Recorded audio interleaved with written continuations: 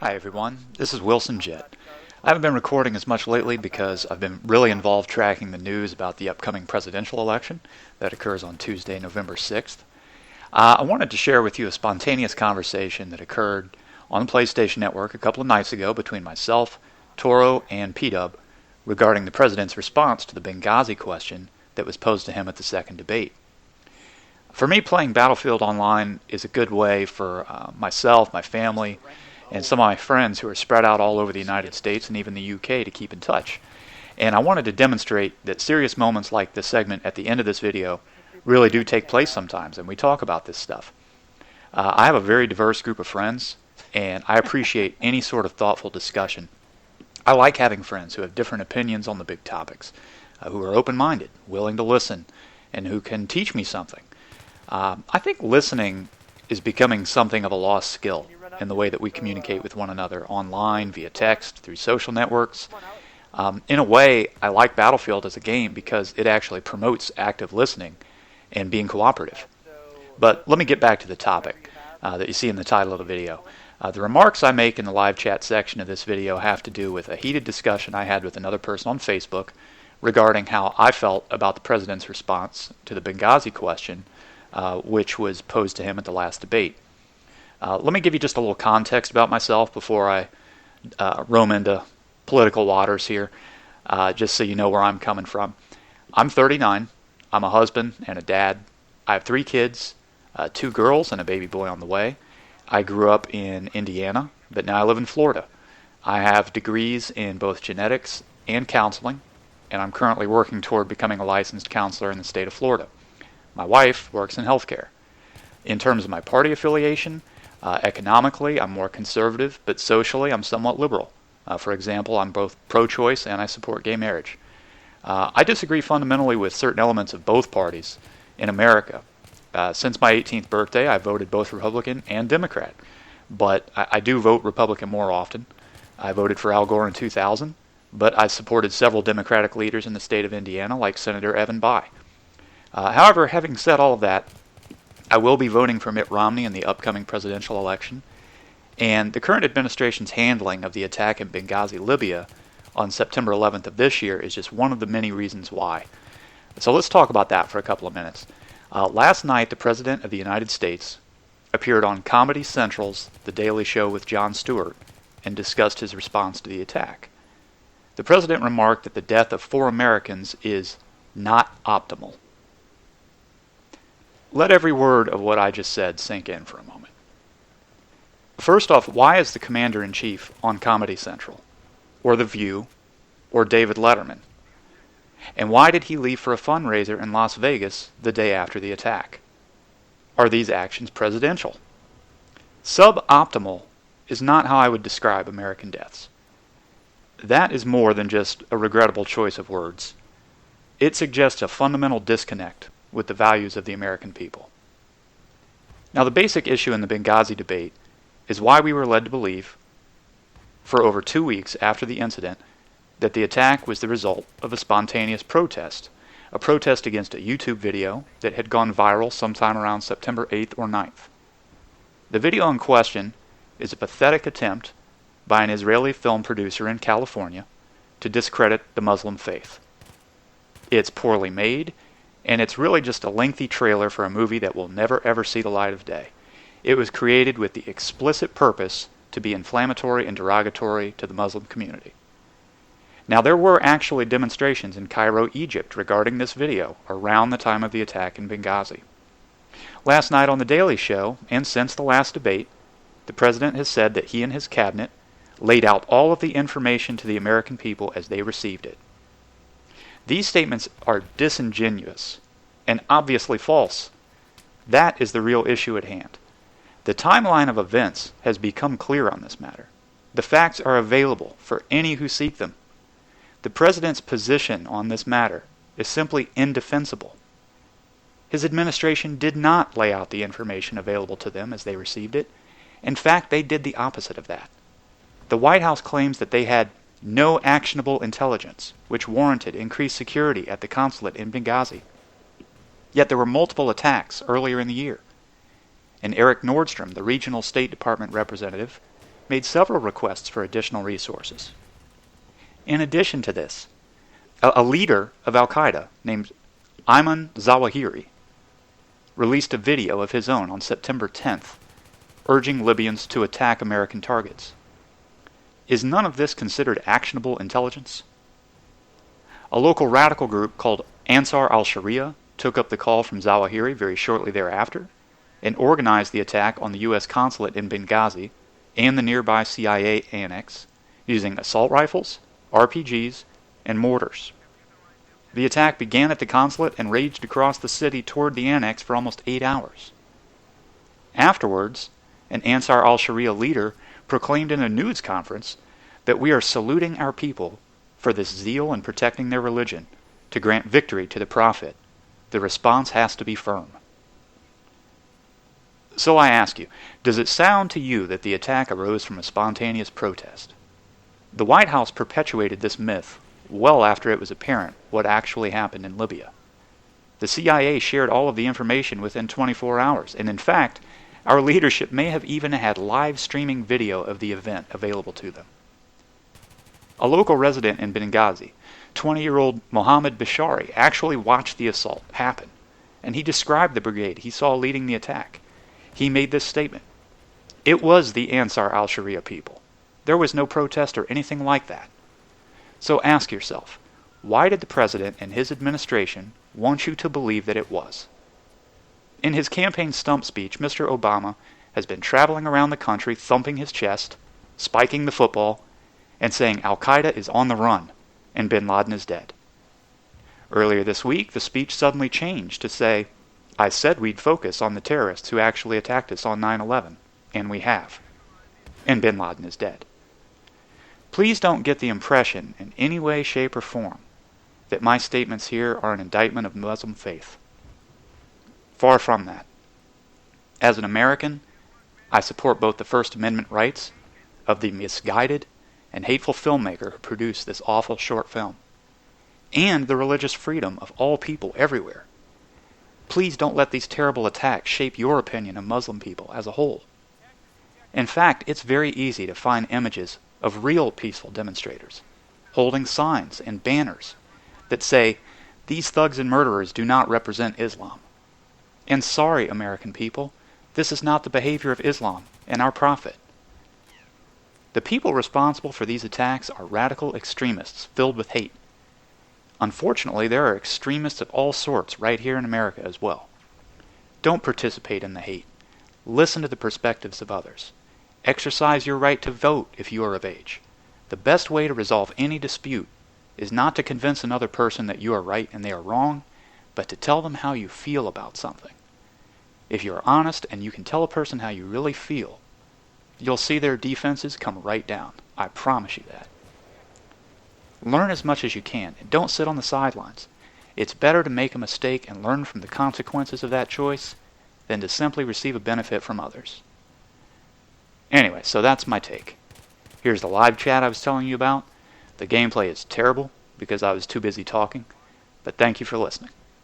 I was talking to some random people. I hate when that happens. You were telling them all about your shotgun? Yeah. They're like, what? Like, hey guys, let me tell you about my shotgun.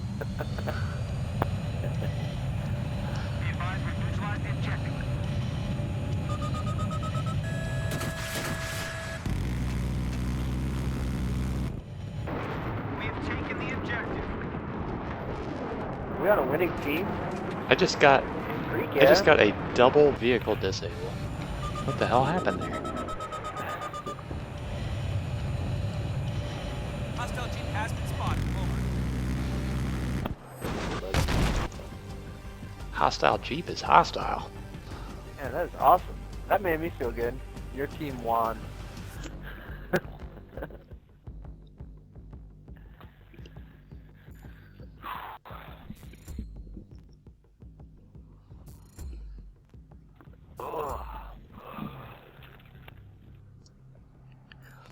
Man, I tell you what, Paul. One of Phil's English buddies made me so mad on Facebook last night about the debate. I was literally shaking Like, if I would have fought the guy. No. My adrenaline was going to the point where I could not go to sleep. Like, I didn't get to sleep last night till after 2:30. I was so, like, worked up about it. What did he say? Well, what it all stemmed from is, did you watch the debate last night? Yeah. I caught like the last. But I watched the U.S. game too. Yeah.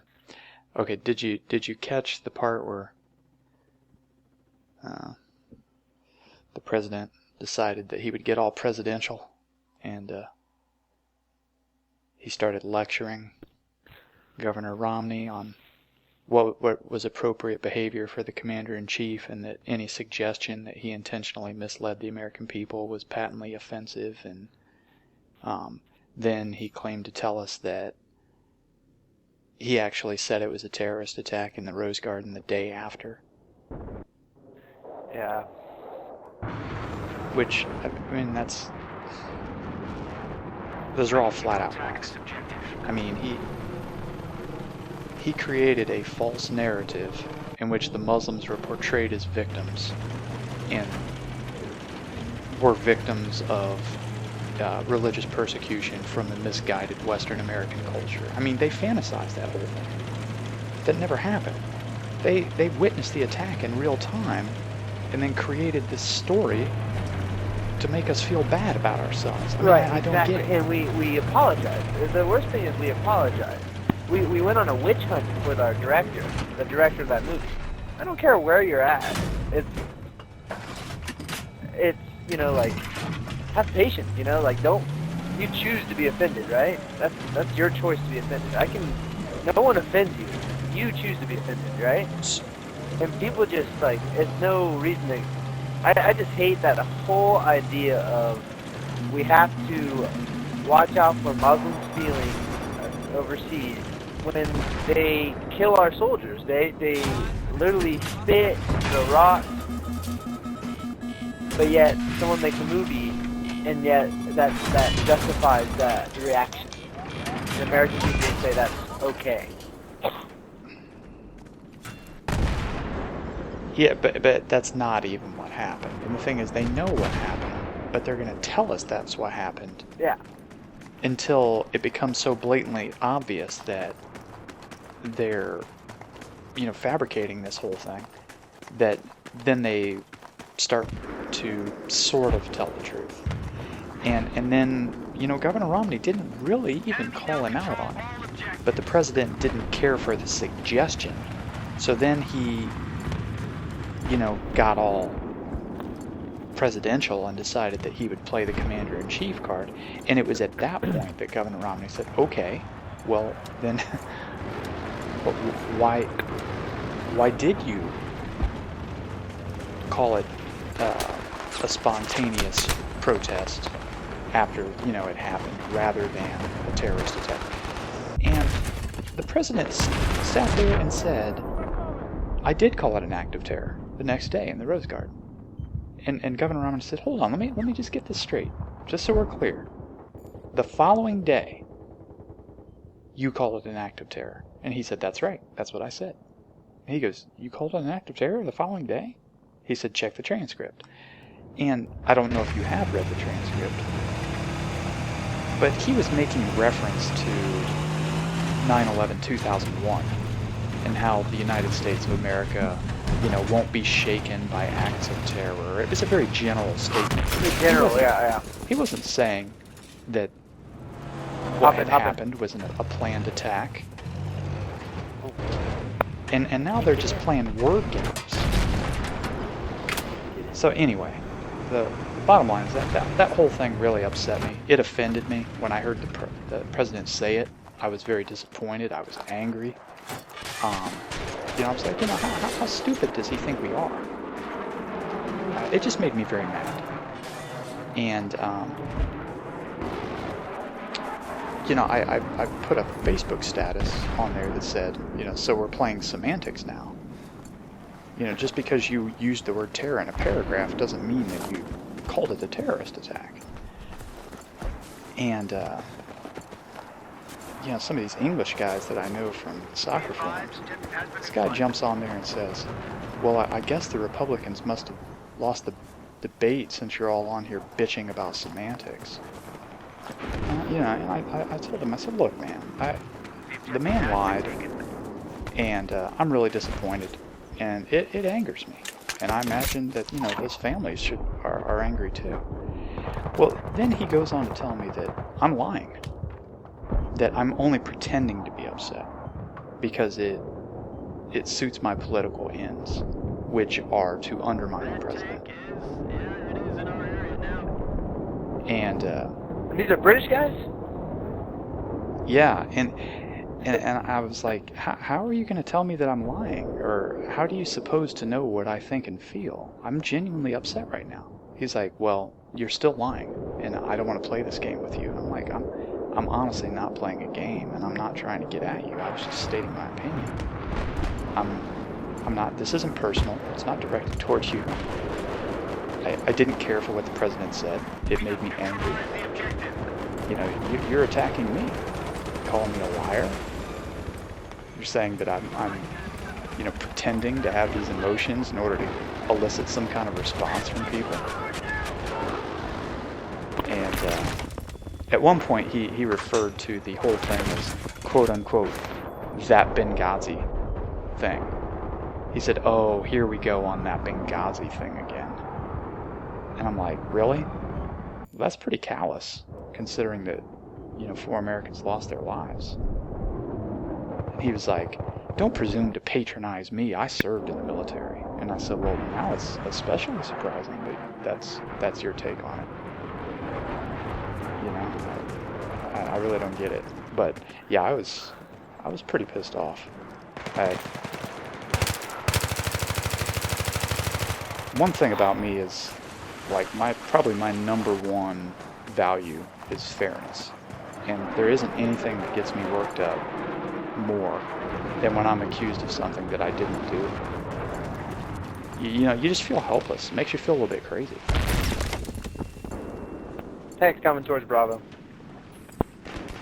So, anyway, that was my night. I argued with this English idiot on Facebook for like 3 hours. Got upset about it. What did you do? First of all, I'd have been like, it's none of your business, man.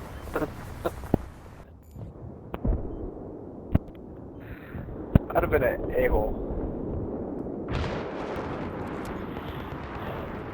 How come we're the only ones on our team that have been killed?